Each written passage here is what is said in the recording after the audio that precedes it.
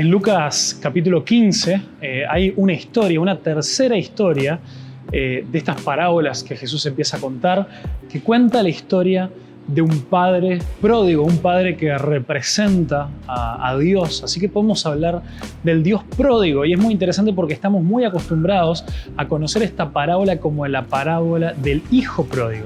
Y vamos a ver por qué es bueno que podamos ver de una manera distinta esta parábola y quizá tomar ese título de pródigo, que quizá muchas veces no nos preguntamos qué es o qué significa, pero no significa otra cosa que alguien que derrocha, porque conocemos a ese hijo menor de esta familia, de esta tercera historia que Jesús le cuenta en este lugar en el que él estaba celebrando con personas y que vienen los fariseos a quejarse, que él se juntaba con pecadores y les cuenta estas historias de la oveja perdida, de la moneda perdida y ahora de este hijo que se perdió, pero era un hijo que decidió perderse. Y vamos a ver por qué quizá el padre fue más pródigo que el hijo.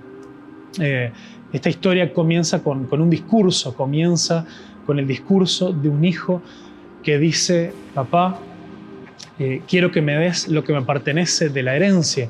Y sabemos que incluso hoy es hasta algo muy raro para nosotros que alguien dijera eso, pero en ese entonces era algo mucho más extraño, porque no es que la herencia era algo que la gente tenía acumulada, guardada en un banco y que simplemente podían ir y retirarlo y decirle: bueno, mira, acá está este dinero que he podido ahorrar a lo largo de los años, es tuyo, haz lo que quieras.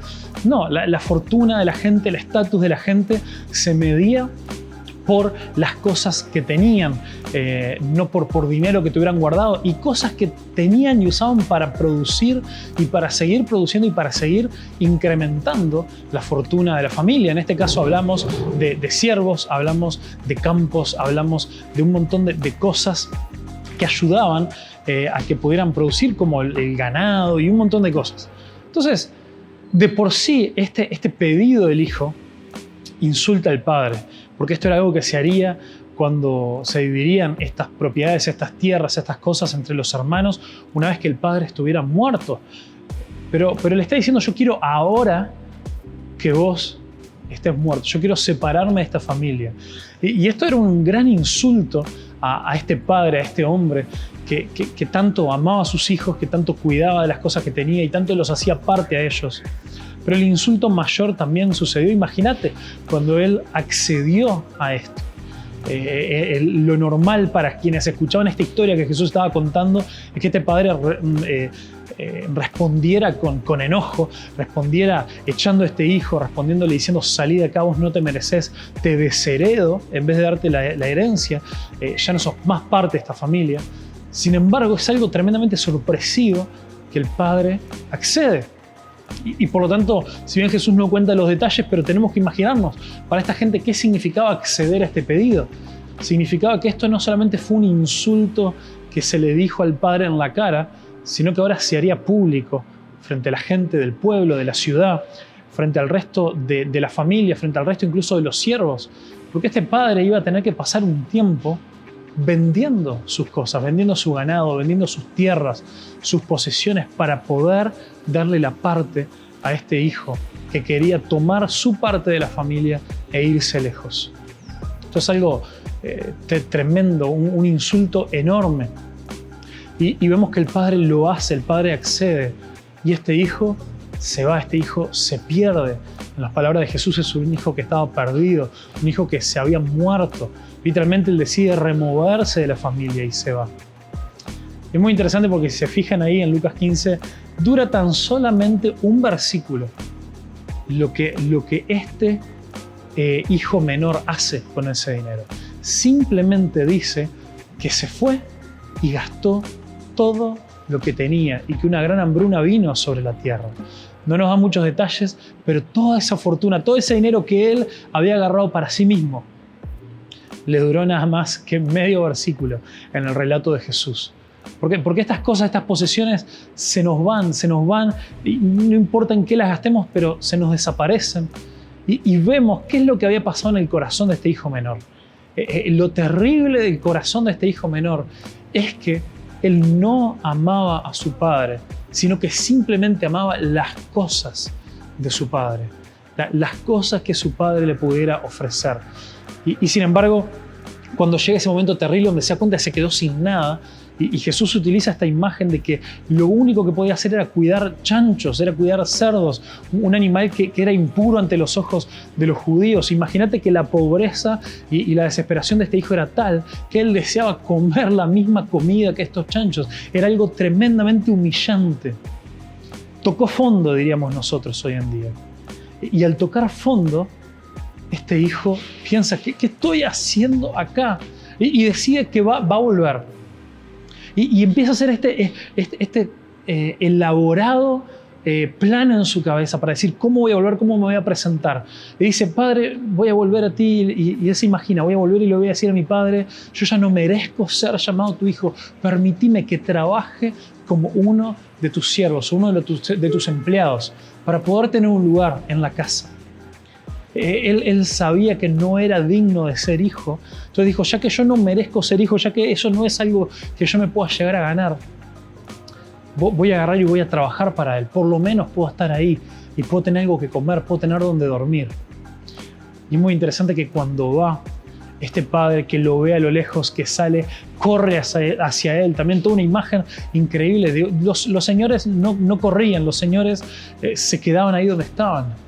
Sin embargo, este padre se levanta sus vestiduras, se ciña sus vestiduras y corre hacia el hijo y lo abraza y lo besa. Y es muy, muy importante. ¿Se acuerdan cuál era el plan? El plan de este hijo era, cuando se encontrara con el padre, decirle, yo no soy digno de ser llamado tu hijo. Déjame que me convierta en uno de tus siervos para servirte. Y es muy interesante porque eso es lo que él se imaginó en la cabeza. Ahora, cuando le fue a hablar al padre, le dijo, yo no soy digno de ser llamado tu hijo. Y el padre no lo dejó seguir. El padre nunca llegó a escuchar este plan que él tenía de servirle como uno de sus siervos, sino como uno de sus hijos. Sino que cuando dijo, yo no soy digno de ser llamado tu hijo, el padre lo cortó, no lo dejó terminar y dijo, vengan, tráiganle un manto, tráiganle un anillo, cúbranlo y vamos a preparar una gran fiesta porque este es mi hijo. El que dijo que no es merecedor de ser llamado mi hijo, es mi hijo. Estaba perdido, estaba muerto y ahora fue encontrado y ahora está vivo. Y qué fuerte esa imagen de que había sido encontrado. Y esto es algo interesante que lo vamos a ver después. ¿Cómo es posible esto de que este hijo dice que fue encontrado cuando aparentemente fue él el que volvió? Pero bueno, eso ya lo vamos a ver. Y vemos qué impresionante la gracia, el amor de nuestro Padre. Que no importa dónde estaba ese hijo menor, no importa qué tan lejos nosotros hayamos corrido lejos de él, no importa qué tanto nosotros hayamos sido rebeldes en contra de nuestro Dios, no importa cuánto nosotros hayamos derrochado la gracia, la bondad, las cosas que Él nos dio a nosotros. El Padre aún así nos da mucho más abundante amor.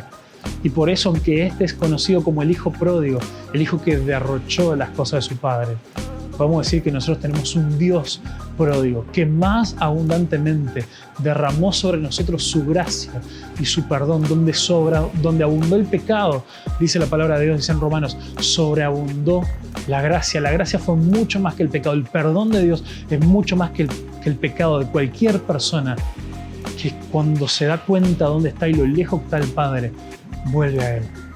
Esta es la historia de este hijo, que estando lejos de Dios, estando lejos de este Padre celestial, habiendo amado las cosas del Padre y no el corazón del Padre, cuando tocó fondo, se dio cuenta dónde estaba y volvió a Él. Volvió con un plan bastante equivocado, pero volvió a Él. Así que yo te digo, si vos te identificás con este lugar, en esta posición del hijo menor, que te alejaste en rebeldía de Dios, volvé a Él, volvé de una vez por todas. No dejes que más nada te pueda alejar de Él, porque Él está dispuesto a bañarte con su gracia, a derramar sobre vos su perdón, si vos reconoces que le necesitas. Y no hay nada, escúchame bien, no hay nada que vos puedas hacer para volver a ganarte ese amor, ese perdón, ese lugar en la familia. Eso es algo completamente dado por gracia de parte de Dios. vos está bien, puede ser que nosotros no somos merecedores de ser llamados hijos de Dios, pero la palabra de Dios dice, miren cuán amor nos ha dado el Padre para que seamos llamados hijos de Dios. Y ese somos vos y yo, personas que estando lejos de Dios en nuestra rebeldía, fuimos encontrados. Estábamos muertos y ahora estamos vivos en Él. Y Dios nos invita, nos trae a una gran fiesta para Él. Fue cubierto con el manto, fue dado el anillo. El anillo se llevaba el sello de la familia. Ahora este hijo que estaba muerto, que estaba perdido, ahora él podía volver a firmar los documentos de la familia como un miembro completo de la familia. No como alguien que ahora ya no era más parte y se lo dejaba estar en la casa porque iba a servir, iba a repagar lo que se había gastado el padre. No. Ahora volvió a ser un padre, un hijo completo de su padre. Y es impresionante que nosotros tenemos que encontrar ese llamado que Dios nos está haciendo, volvé a mí, escúchalo, y Él te está llamando que vuelvas a Él. Porque tiene gran gracia para derramar sobre vos, sin importar tu pasado, sin importar lo que hayas hecho, sin importar si tocaste fondo junto a los chanchos. Volvé a Él, que Él te quiere abrazar con todas sus fuerzas y darte un beso y decirte, bienvenido a casa, bienvenido a casa. Pero hay otro hermano en esta historia, el hermano mayor. Este hermano lo vemos que llega después del regreso del hermano menor, cuando se había preparado el banquete, cuando se comienzan a hacer la celebración, a hacer esta gran comida, y llega y ve a lo lejos, escucha la música, escucha lo que está sucediendo, y ve pasar a un siervo y lo llama y le dice, ¿qué está pasando? Y le dicen, no puedes creer lo que pasó. Finalmente tu hermano, que estaba perdido, que estaba muerto, volvió a casa y tu padre lo recibió y preparó un gran banquete para celebrar la vida de tu hermano menor. Ahora este hermano no siente alegría, no le dan ganas de ir a festejar, se enfurece tremendamente, se enfurece grandemente por lo que acababa de pasar. Y entonces acá tiene que salir el padre. Y ahora recordemos, en este gran banquete con toda la gente ahí, también el padre es humillado porque el hijo mayor no quiere venir. También el padre es humillado delante de los demás porque su hijo mayor se niega a entrar a la fiesta y lo hace salir a él al encuentro. Entonces empezamos a ver acá un montón de paralelismos que quizás no nos hubiéramos imaginado entre el hijo menor y el hijo mayor. El padre también tiene que salir en busca del hijo mayor.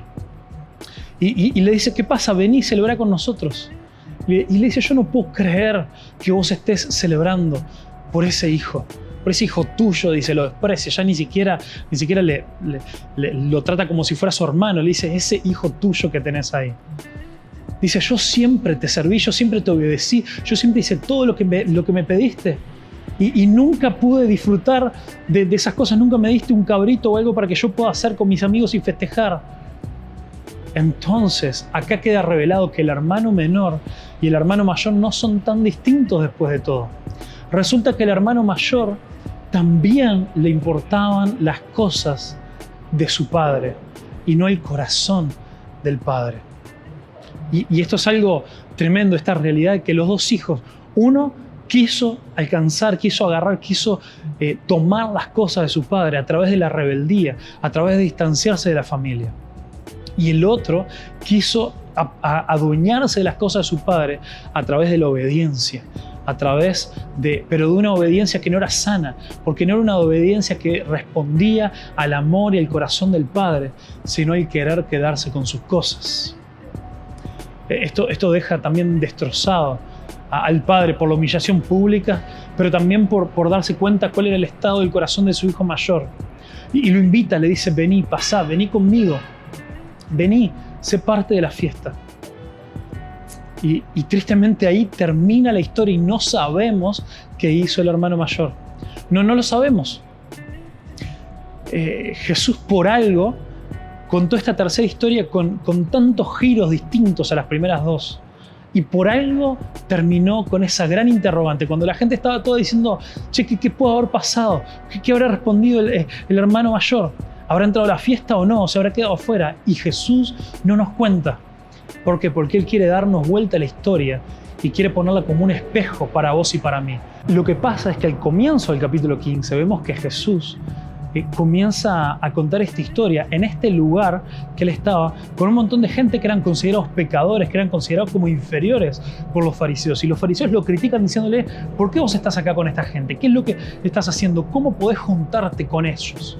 Jesús les muestra que ellos, los fariseos, no eran tan distintos porque estaban actuando igual a este hermano mayor, que veían a los hermanos menores que estaban reconciliándose con Dios y no podían soportar la gracia, no podían soportar el perdón, no podían soportar la celebración que había por un pecador que se arrepentía, por alguien que pasa de muerte a vida.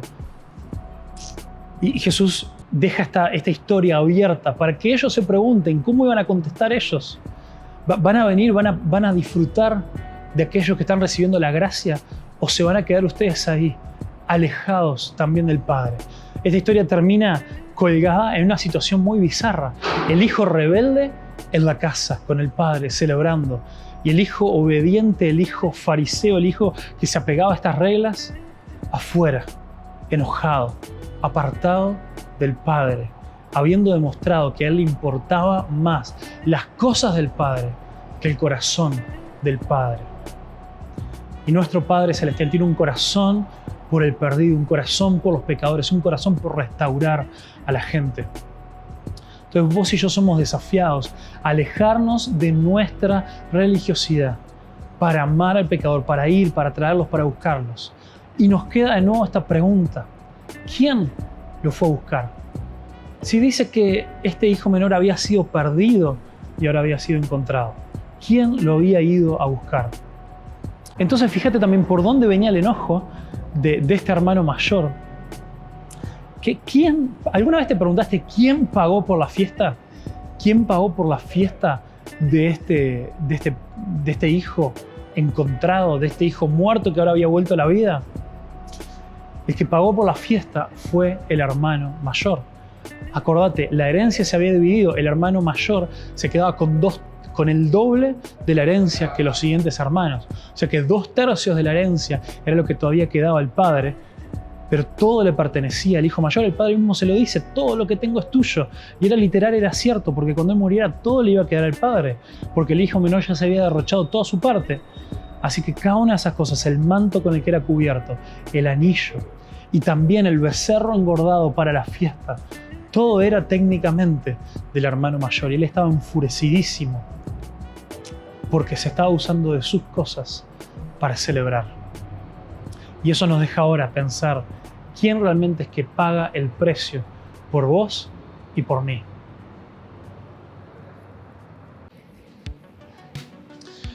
Ahora, sucede algo impresionante. ¿Viste esa pregunta que nos quedó sobre por qué decía que este hijo había sido encontrado? Si en realidad, a diferencia de las dos historias anteriores que Jesús había contado sobre la oveja y sobre la moneda, este hijo reflexionó, tocó fondo y decidió volver solo, el hijo menor. Y pensemos, eso creo que está especialmente dejado ahí por Jesús, para que vos y yo nos hagamos una pregunta. Nos quedemos con esto: ¿fue encontrado? ¿Fue encontrado? ¿Quién lo encontró? Ahora, ¿quién debería ver en esta situación, de esta familia, de este señor tan respetuoso, este señor que no se esperaba que levantara sus vestiduras y saliera corriendo a los brazos de su hijo? ¿Quién se esperaba que hubiera tomado la responsabilidad de salir a buscar a este hijo menor? ¿Tenés alguna idea? Capaz que ya lo pensaste. Sí, en esta sociedad se esperaba que si había un hijo rebelde, si había alguien que se iba, que dejaba la familia, el que debía ir a arreglar las cosas, a que toda esta situación mejorara, era el hijo mayor, era el hijo primogénito, era el hijo que iba a heredar la mayor parte de la herencia, era el hijo que también tenía esta responsabilidad de ser el representante de lo que era la familia. Sin embargo, ya vemos todo lo que este hijo mayor no hizo, toda la actitud completamente negada que este hijo mayor tenía en contra del hermano menor. Y eso es algo que también vos y yo tenemos que pensarlo, que vos y yo también tenemos que darnos cuenta de cómo vos y yo tenemos en nuestra vida un hermano mayor, el primogénito Hijo de Dios. Jesús, sí, Jesús es nuestro gran hermano mayor, que tuvo la actitud completamente opuesta a la del hermano mayor de esta historia. Él pagó un gran precio para irnos a buscar y para traernos de regreso a casa. Vos y yo, si estamos reconciliados con nuestro Dios, es porque fuimos encontrados por nuestro hermano mayor. Sí, nuestro hermano mayor, Jesucristo, pagó un gran precio por nosotros. Dice Filipenses capítulo 2, no estimando el ser igual a Dios, se humilló hasta lo sumo, se hizo un siervo, como un esclavo, y vino a entregarlo todo, a morir, pagando el precio por vos y por mí. Y sí, nuestro hermano mayor es el que pagó el precio para que vos y yo podamos volver a la familia de Dios, para que vos y yo ahora podamos disfrutar de un banquete y de la comunión con nuestro Padre. Y vos y yo tenemos un gran hermano mayor. Es increíble cómo gracias a Jesús ahora vos y yo podemos ser hermanos mayores para otras personas.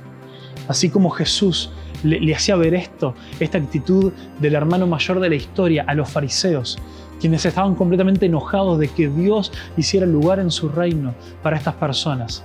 Así es que vos y yo ahora somos invitados a seguir el ejemplo de nuestro hermano mayor e ir en busca de un montón de hermanos menores que están rebeldes, que están fuera, que están lejos de Dios, que no quieren saber nada con nuestro Padre, y los vayamos a buscar antes de que toquen fondo y les mostremos el camino de regreso a casa, y nosotros también los cubramos y los acompañemos y los abracemos y les digamos: vení, vení, que hay un gran banquete esperando para vos, vení, que hay lugar en el reino de los cielos para vos, porque Cristo, nuestro Señor, pagó el precio para ser reconciliados y volver a ser una familia.